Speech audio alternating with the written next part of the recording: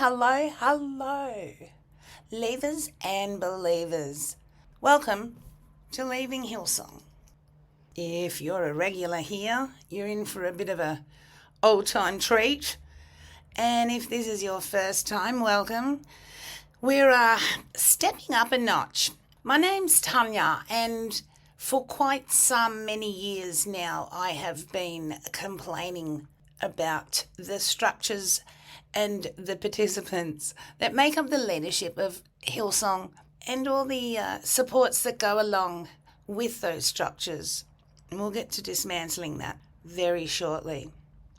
You know, in the beginning, I had to play nice and I had to play balanced, and I had to see how it panned out from the beginning. You know, I had my concerns 20 years ago. Found out the place had been founded by a prolific child sex offender. Thought that might be the end of it, but no. You know, in order to be taken seriously, you have to give a lot of room for the other side to be seen in their true light.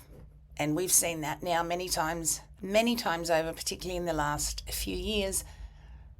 And so, look, it's getting to the point where it's no longer good enough to just observe and make some comments. The people who have been wronged by this place and the people that have sprung out of it have had enough.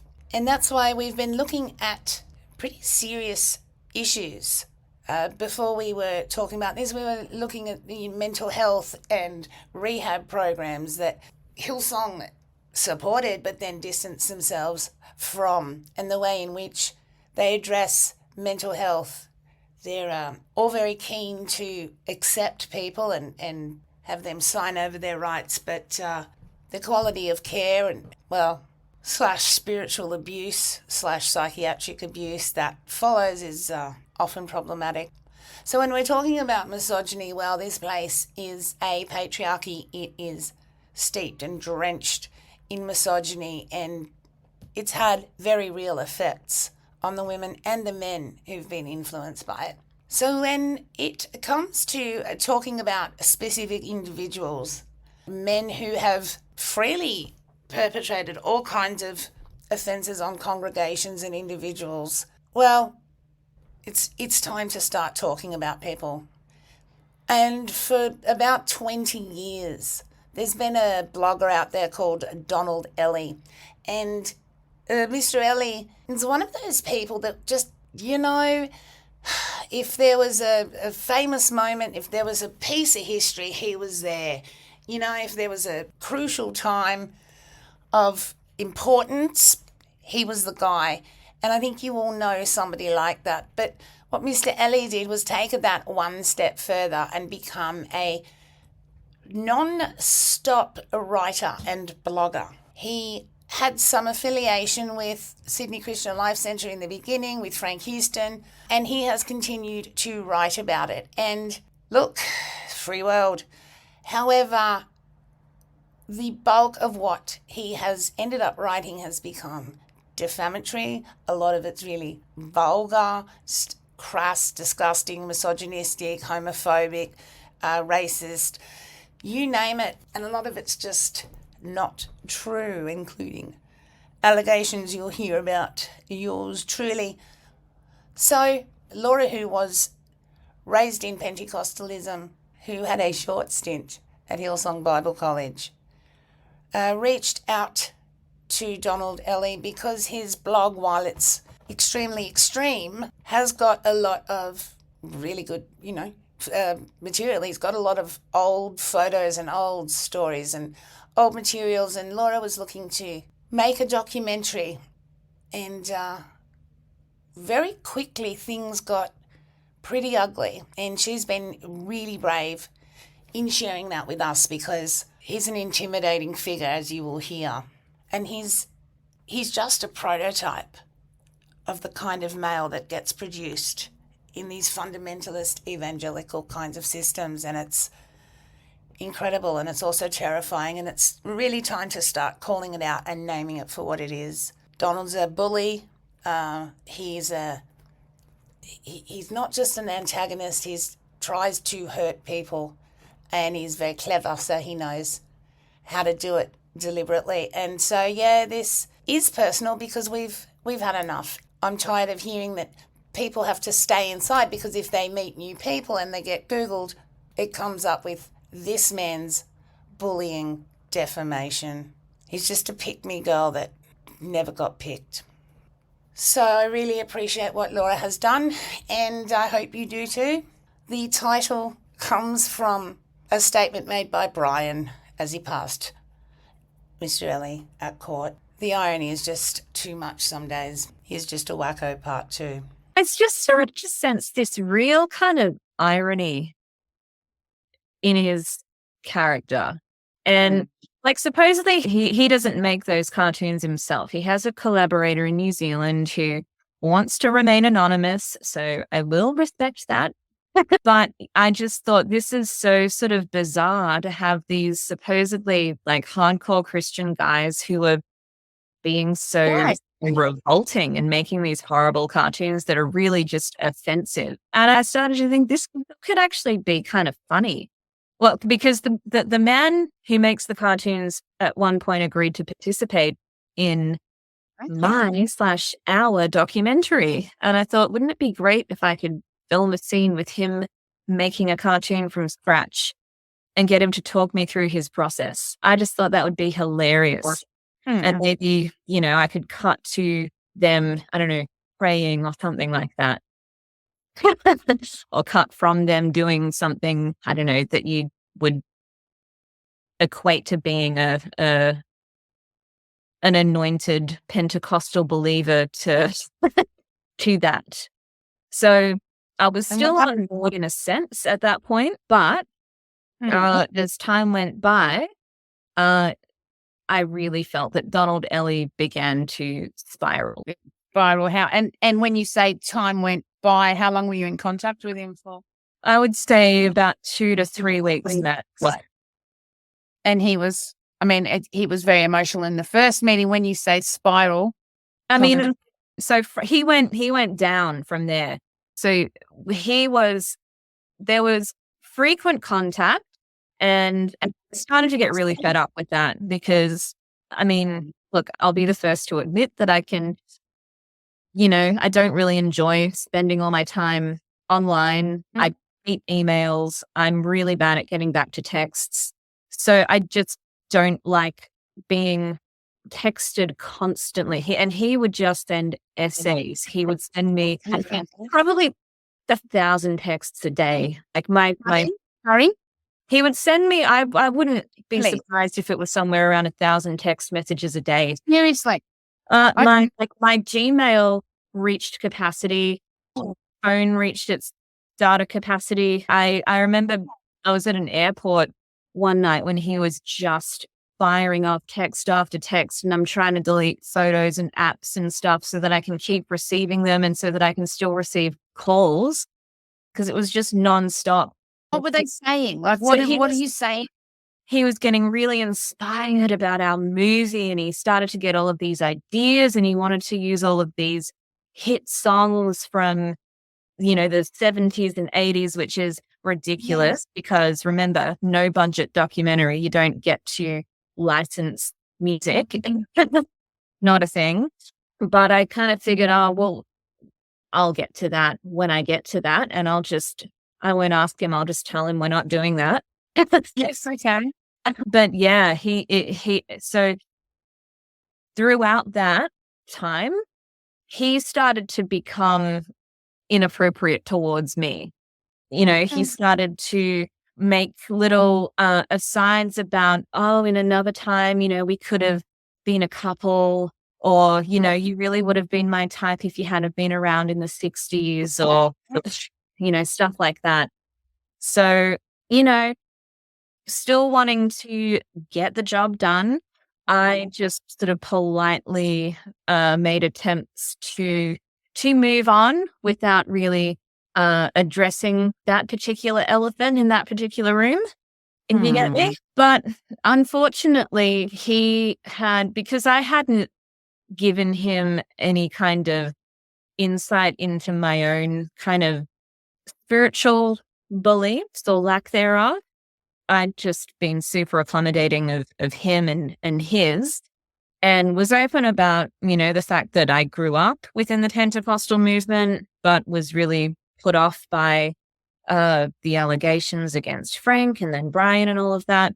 But yeah, I think he projected a lot of his own, hopes and dreams, beliefs onto me. And then when he found out that that wasn't true, he absolutely just turned. Okay. Sorry, that what wasn't true? That I'm not Little Miss Pentecostal. Okay, right. And how did he turn?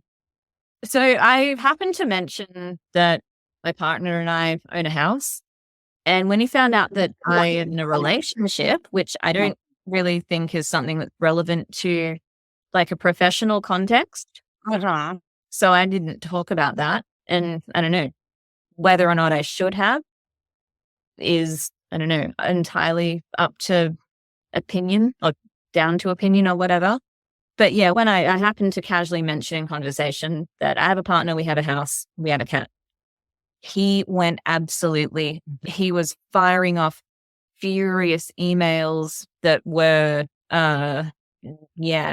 full of vulgarity. He told me that my profile picture which is a picture of me on a beach in a t-shirt with a camera around my neck, that I look slutty and like I'm asking for it in it. Okay. And yeah, just, I don't know, things that are not becoming of a Pentecostal gentleman. Right. Of what else? Like, just. So look, by that point, I was relieved because I was just getting so sick of him hounding me constantly, and some of his ideas for how movie had become what they were becoming increasingly bizarre. For example, he'd recently seen a Netflix series about Elon Musk going on the International Space Station. I don't know if he did that, but apparently there's some documentary about that, or him sending off a component through SpaceX to the ISS. And he was just extremely inspired by that. And he wanted to create a sequence for the documentary where Brian Houston is in, and this is how he described it. He wanted to have Brian Houston on the International Space Station and then getting kicked out, as in, to him, he said that it was like Brian being kicked out of heaven and falling down to earth, like Satan. Okay. And then that would be the beginning of the documentary.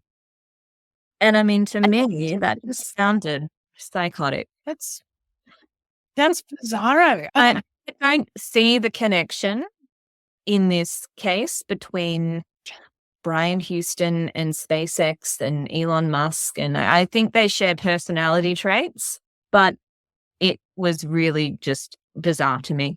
And how are you managing communicating with this person while he's sending you disgusting emails and stuff? Like, how do you?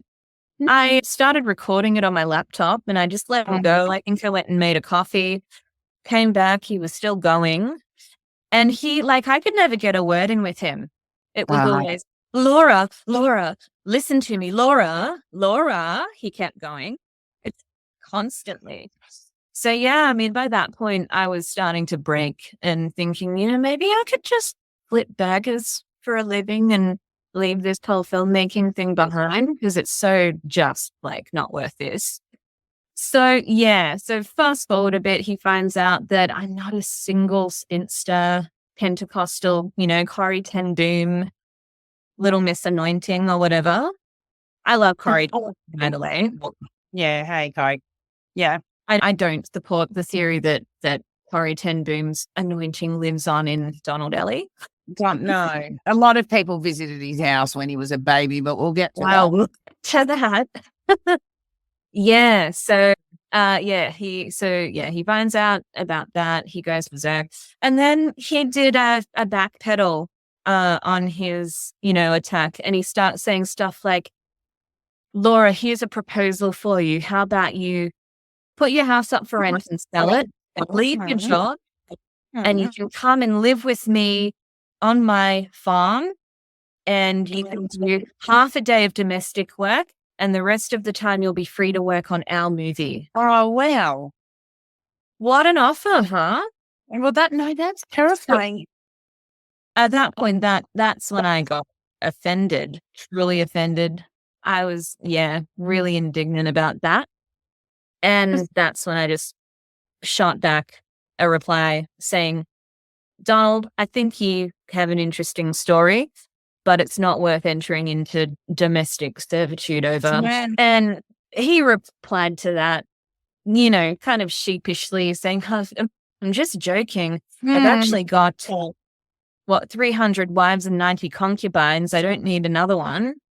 Because, we'd had some banter about King Solomon or whatever, but that came in through his revelations about his own love life, which, he sent me a lot of way more information than I think I wanted or needed at the time. I mean, I wonder why. Well, he had sent me a lot of material. I think he wanted me to know who he really was in the hope that I wouldn't reject him, for whatever, purpose he had in mind. Okay. So he sent me all of the documentation from some court proceedings that he was involved in. Okay. A bunch of police reports that had been made about him. Yeah, stuff that he would get up to at home around Coffs Harbour and people that he dated or claimed to have dated. Okay. That I never asked for, that he thought that I'd like to know. That's, inappropriate and somewhat intimidating as well from the sounds of it. Well, yeah, that's certainly true. So, I actually think that we should talk about the gun license firearms thing. Yeah, sure. I mean, recently he went back, August of this year, 23, he went back to try and get his firearms license reinstated, and the courts have said, not at the moment. So that's, you got a quote there, but yeah, he'd sent me all of this huge cache of documents from this court case he'd been at the center of, which I later came to see as a possible veiled threat. So he told me that he'd had it. What's that? Sorry? The penny's dropping. So, of course, yeah. Yeah, he'd had his firearms license confiscated because he was found to have improperly stored firearms in his home. And the way that had come out was that he had married a much younger woman. He had married a woman who was 19 years old back in, I think, about 2018 or circa 2018. Wow. And she, I believe, had struggled with addiction and, difficult life circumstances, and had somehow fallen into the hands of Donald Elley, and they got married. Oh, my goodness. And he had blogged about it, and he had posted his wedding photos, and she'd moved onto his property, which is a very remote, multi-acre property up in New South Wales. And they had two children. But a few years after their wedding, they had arranged that he would purchase a vehicle which would be registered in her name. And she was upset when she found out that he had registered it in his name. And she wasn't working at the time. She had no access to money of her own. She had no vehicle, so she had no way off the property. And it was so far away, there was really, she was trapped there. That could have been, Well, that's what he wanted, wasn't it, apparently? But when they got into an argument and he lost it at her, and he swept all of the plates off the dinner table and flew into an absolute rage, and she started filming it on her phone, and he wrestled the phone off her and threw it into the toilet. Okay. And she managed to get her 2 kids and drive off with them and contacted police somehow. If she must have been able to drive herself to, civilization. And the police attended his home later that night, and they found in his study he had a cabinet on wheels with all of his guns in it. And I think the laws are that your gun locker has to be fixed. It can't be movable. And so firearms license was confiscated. Can't remember. I think they would have taken the guns off him as well. And I think a restraining order was filed as well. And that was the end of the relationship, as far as I know, or as far as those court documents say. Mhm. But ever since then, he's just been on an absolute vendetta to ruin her. I think she ended up living in a women's shelter. He wouldn't pay her any, spousal support. And I think that was aimed at preventing her from having a fit home so that she wouldn't get custody of the children. He's got a few others as well. Apparently he told me, and again, I don't know why I didn't ask. I would never have asked for this information, and I wish I could unknow it. But he was apparently in a relationship with 2, and the way he told it to me was 2 young Asian girls at the same time. And again, I can't be in a photo without, being right. But then he can go and have a throuple type situation. And there always seems to be such equality of power in these relationships. Yes, I really got strong kind of Asian fetishist vibes. And which seems to be a thing in this movement with these men as well, particularly these older men. They seem to. Anyway, I haven't unpacked why that might be, but it seems to be a trend. Well, the power differentials where they can. It's they, sick of pretending they're not dominating people. But the idea that Asian women are easier to dominate is fucked in the first place anyway. Yeah, we're talking about we're not talking about stereotypes. We're talking about these men preying on women who are in disadvantageous. Well, yeah, that's certainly true. Right? And it might be willing to put up with a guy like Donald, in exchange for, Yeah.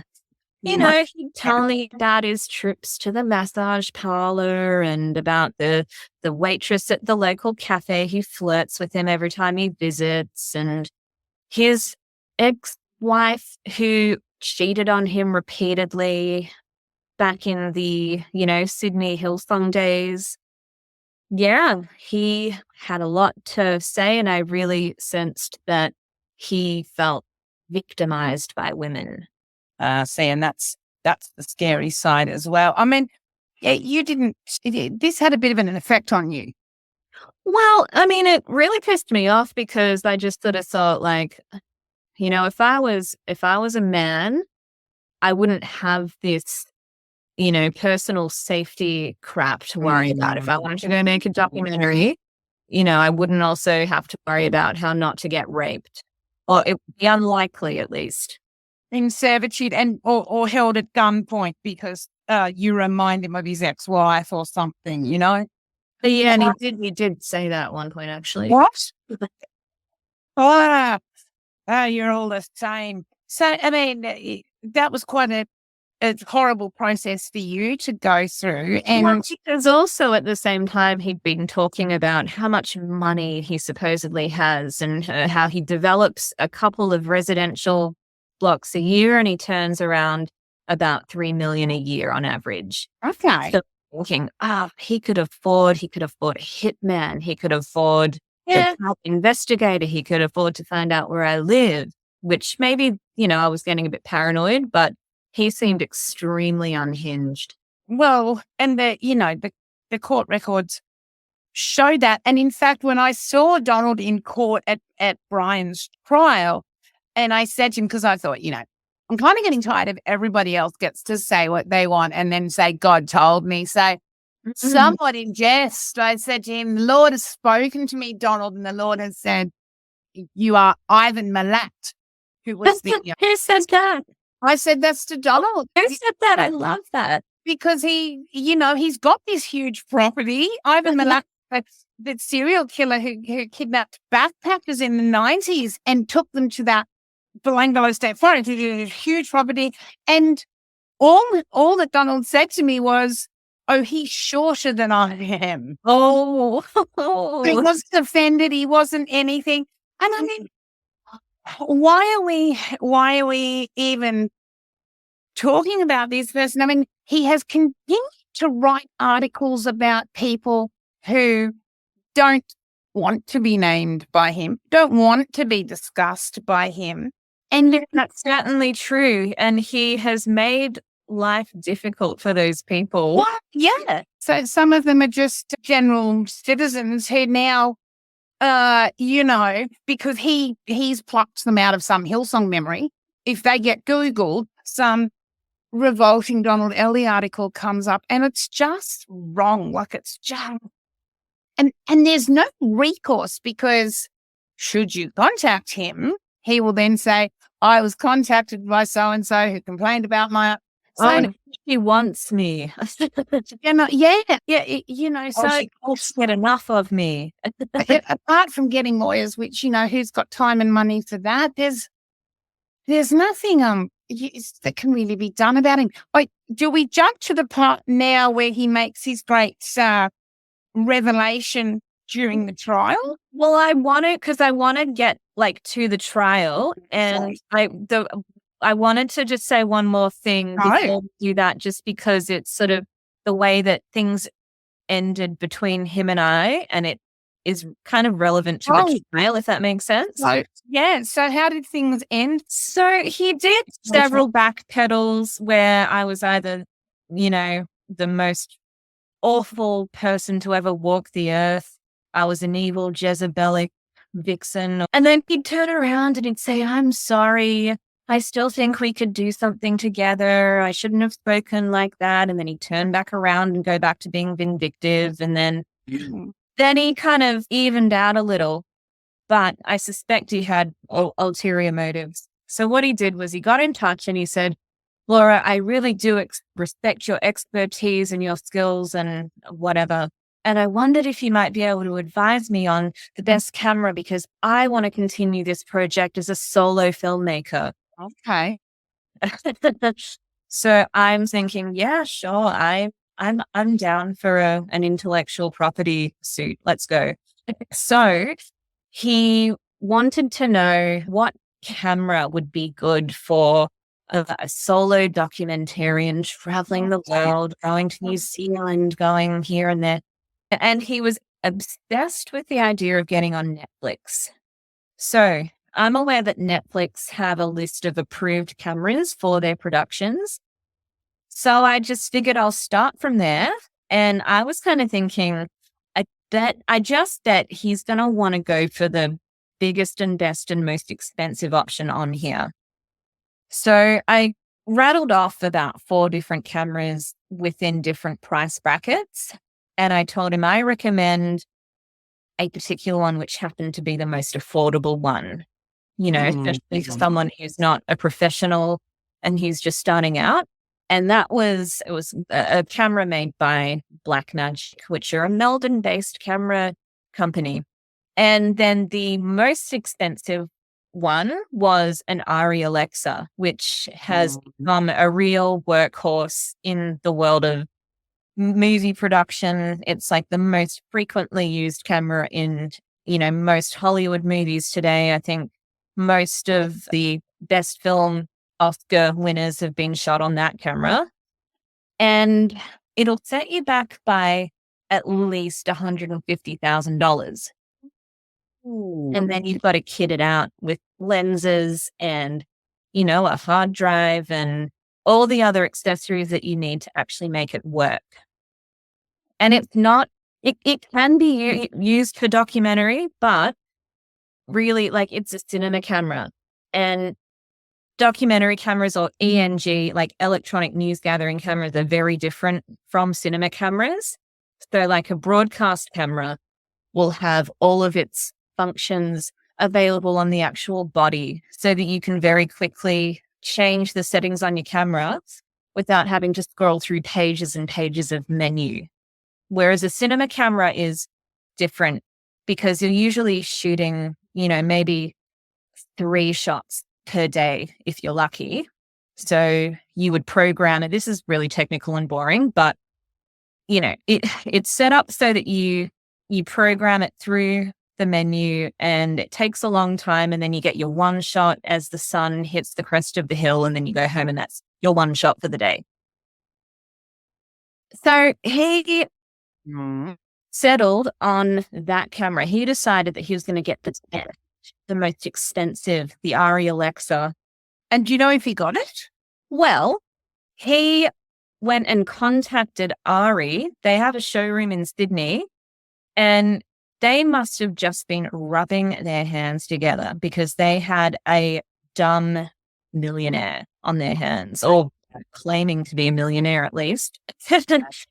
He told them what he wanted to do, and they put together a couple of package options, and one option was like 160 grand. The other one went up by a further 10 or 15 grand. And the kits that they had quoted him for were really complex because, you've got to have lenses, batteries, a light, microphones, maybe multiple lenses. It's like building a custom car from almost scratch, if that makes sense. Yeah, but at least he didn't have some woman having something over him. Well, that's certainly true. Yeah, he was, yeah. Yeah. So he was like, do you know if Arri cameras are good? Do you use them, or have you used them? And he said, do you have a camera yourself, just out of interest? And I started thinking this might just be a ruse, like for him to try and find out what assets I have, to find out if I'm worth suing, because I just found him to be a really litigious person. So I just told him, no, I hire from a rental store, because really, when you're at the level I'm at, there's no point going out and buying an Arri Alexa.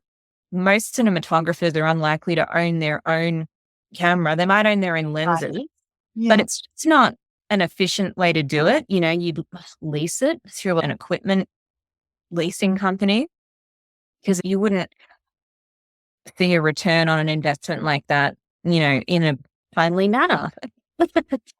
But no, he went ahead and he ordered the cheaper option, because I just said, oh, look, I don't think you need to go all out. If you want to do this, just get the cheaper one, which still was like 160 grand.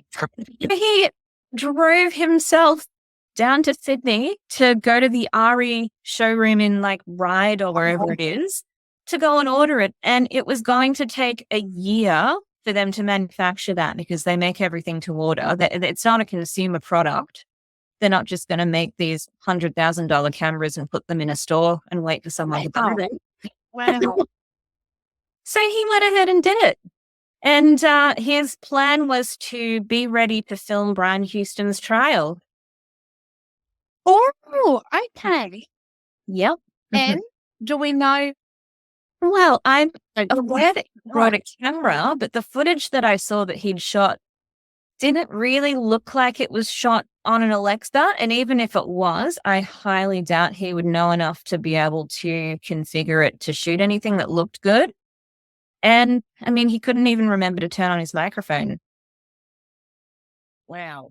So he'd shot like one court walk and posted it on his blog, and there was no audio because he forgot to turn it on. And that's the other thing. Those cameras are often not really used to shoot like synchronous sound, because the sound will be recorded by another a sound recording. It's like making movies, not like news production. So yeah, WordPress. Yeah. but it just really said something about him and his personality to me. Wow. So where do we go from here? Do we do the? Well, I mean, we could talk about your experience of him at court now, and you. Oh yeah. Sure. Really are brilliant. And then look, Jake from the framework and I, we spent an hour kind of both of us being talked to by Donald on day one, and like both of us are so hopeless at just saying we're going, right? So we stood there for like an hour, both of us going, okay, before we could. But that's the position he puts people in. He just accosts you, and then you're trapped. And that's almost the Pentecostal way, though, like it goes from have you heard the good news to have you heard the good news about me? Oh, yeah. Let me tell you all about it. And, I was a bit nervous having spoken to you. I've got to say, like, there was only 4 or 5 of us that were regulars during the trial, turned up every day. And Donald was one of them. And he was, reasonably sort of unintimidating in real life at the time. And then it's quite funny because right at the end, I don't remember, it must have been day 15 or something, and everyone had gone their separate ways. The rats had separated, and I gave him a bit of a tap on the shoulder with my hand was closed, but I mean, yeah, like a hey, buddy, old pal, old loser, how you going? And yeah, turned into a couple of articles on how I had assaulted him, how he's this victim of domestic violence, and it had traumatized him, and his arm was still sore a month later. And I'll never forget waking up to, because I had still subscribed to his blog posts, so I'd get like 30,000 updates about him a day. And the next one that came in as I woke up was, Tanya Levin punched me hard in the arm. In the arm. And then, it's like a mosquito. Like, so you sort of ignore it and hope it'll just go away. But he came back with a republication of that, and then wondered why we couldn't stand next to each other on verdict day.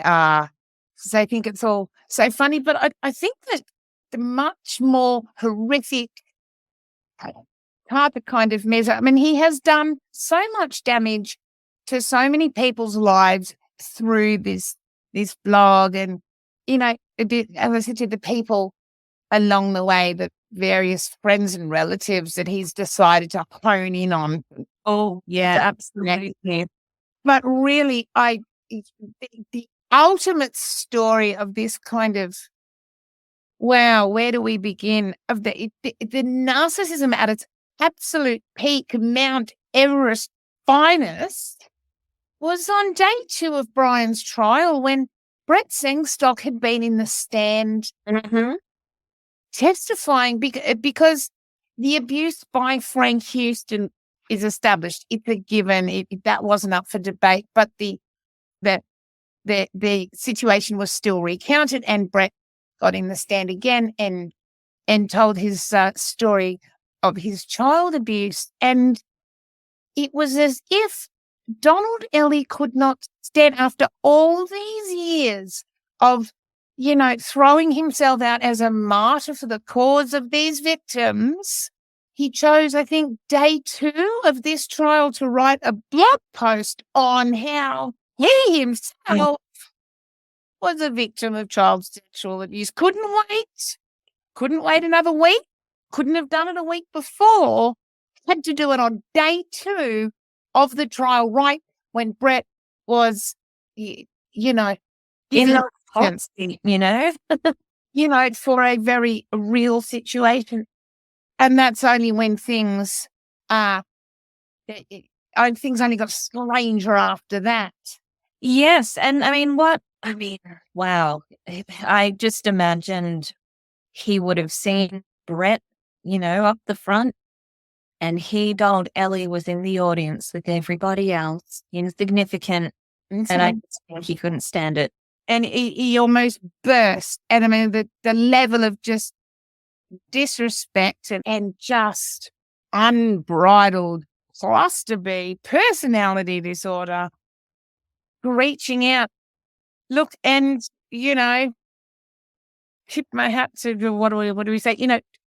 Respect to the issue here. We're not making light of it, but this man certainly did. And I think really the only way we can sort of conclude is to talk about his brother. Yeah, well, yeah. I mean, we need to dig that article up, really, don't we? Sure. Because he made some pretty serious allegations. Did you read that? Yeah. Do you want to do it? We could talk about what he wrote in the blog post and then what his brother. Yeah, great. Well, what I remember was that the evening of the day that Brett Sengstock was he cross-examined? I think so. Yeah, it would have been a really rough day for Brett Sengstock. Donald Elley goes back to his hotel and he posts this blog saying that when he was just a boy living in New Zealand, he was sexually molested, his words, by his own father, or maybe it could have been Frank Houston. He doesn't know.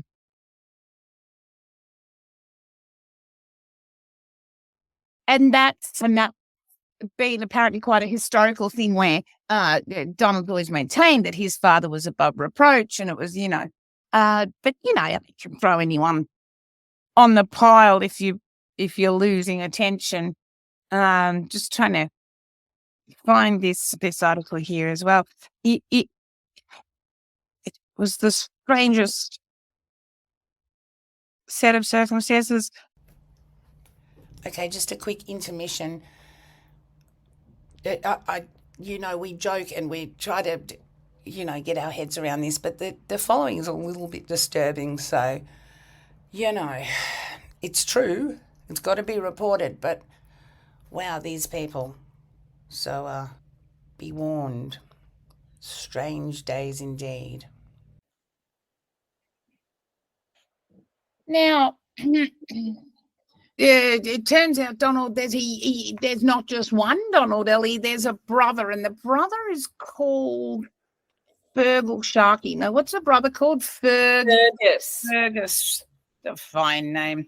And wouldn't you know it, in the spirit of Elley family harmony, he also has a WordPress site, and he put out a blog 3 or 4 months after the great announcement. And look,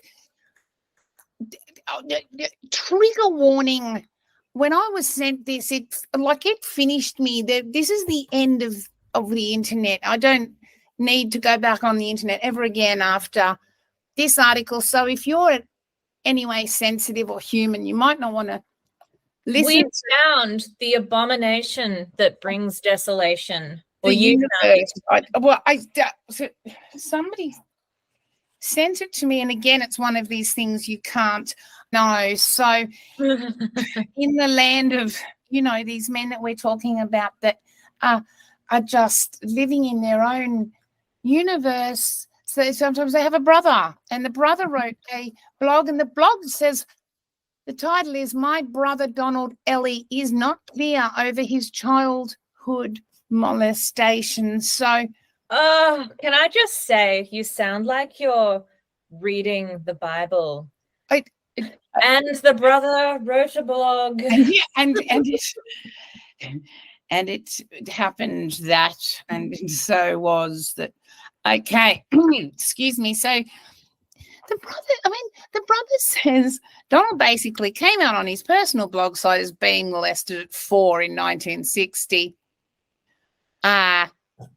So far, so good in, within the context of what we're dealing with. Donald had been seeking God, and he had a memory of a man who Ferg says was very likely a Pororua psychiatric hospital inpatient. He very likely journeyed in the early hours of the morning from the hospital, around 7 kilometres away, and knew where the house key was. The man stunk, likely due to poor bodily hygiene and sweat from the 7-kilometre walk. And this is back in New Zealand. In Donald's bedroom, wore a Ku Klux Klan tan hood and was a similar build and height to Dad. So it wasn't actually their father, Fergie's alleging it was just a escape psych patient who would walk 7 kilometres wearing a Klansman hat.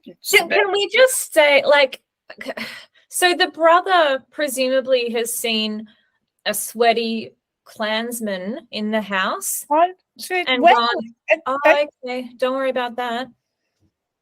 Is it 2 months of being nightly molested that this man was Dad, as I believe that there were only 4 of them sleeping in the house, he says. So he's not sure there was his dad, the brother and the sister, and there were never any psych patients sleeping there. It's an extremely strange story. It's like both vague and detailed. So as a very young boy, Donald thought for 2 months that because the hooded man was Dad's build and height, that this was Dad. He was very courageous, enduring 2 months of every night as an escaped psych patient walking 7 kilometres wearing a Klansman hat in suburban Auckland to specifically climb into Donald's room. I'm exhausted. And the punchline of all of this, where I said to you before, why there's an internet anymore, I don't understand. But as his own brother writes, Donald is resilient and has been very successful. The experience would have left a chink in his armour. Then he goes on about whether the parents would have known. Well, presumably if Dad's doing it, yes, at least one of them.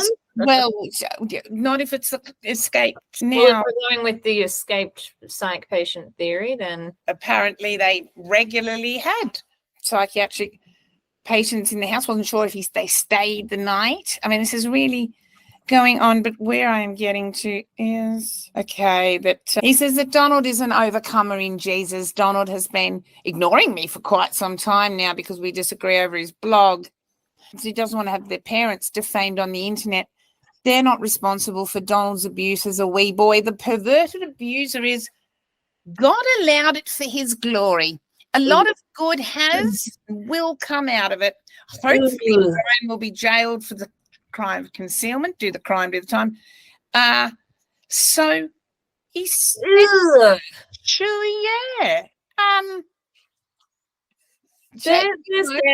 Donald is an overcomer in Jesus. God allowed it for his glory. Yeah. Oh my God. Vom. And that's where I don't know. That's the end of my understanding of the world. I mean, a child molestation today is to the glory of God tomorrow, according to these people. Yeah. However, I mean, this is so it's effed up because it's important to believe victims of abuse, of sexual abuse, but Donald's timing and so much of what we know about him already just causes me personally to smell a rat here. I don't doubt that it's likely that something traumatic must have happened in his childhood or could have, but I don't know what to say. And yeah, the brother's take is vile. Incredibly strange people who continue to have power and influence and cannot get enough of the camera, I guess, whatever the cost. But I don't know what can be said about a take like that. I don't know how to have any kind of rational, intelligent discussion on that. Yeah, it's the logical outcome of this kind of bizarro narcissism where they, above everything, they are the hero of that story. And it was God ordained. And that is terrifying. This stuff is terrifying. Now, he's just a blogger, just a wacko, as Bryce said. He's just a blogger. But we need to talk about that, about Brian's address to Donald Elley. But that's what happened when you saw him. He was just coming out of court, and Brian said, "Oh, he's just a wacko." Yeah, so I think, like, if Brian Houston's calling someone a wacko, like, they must really have a problem. Yeah. It's a pretty safe statement. I don't know how to end this now. Well, but also it's just that sadly he makes the Houstons look good compared to him. And that's really saying something. I don't know. No one really wins in a situation like this. But yeah, there's a prototype of the Assemblies of God male ego at its worst and best. As we welcome any other Elley stories that need to be told. There was the one about he's got to stop Brett Whitley. Sorry, Brett Whitley's friend. Oh, Brett Whiteley, the artist. Brett Whiteley, yeah. You're too young. Oh, that's right. He's friends with the Brett Whiteley. So it's he's got to stop intimidating people, and I don't know how we get this bully to do that. But another thing, though, that comes to mind is that I really think that he needs help. He really needs psychiatric care. Desperately. And I think that people in the evangelical church and the Pentecostal movement, it's like Scientology. They kind of have a vendetta against psychology or psychiatry or whatever, where they won't really seek mental health care when they need it. So they suffer the long-term effects of, prolonged mental illness. This super ego, though, is seen as normal. And I can't diagnose him. I'm not qualified for that, but it's obvious that there's something very wrong that hasn't been addressed, ever.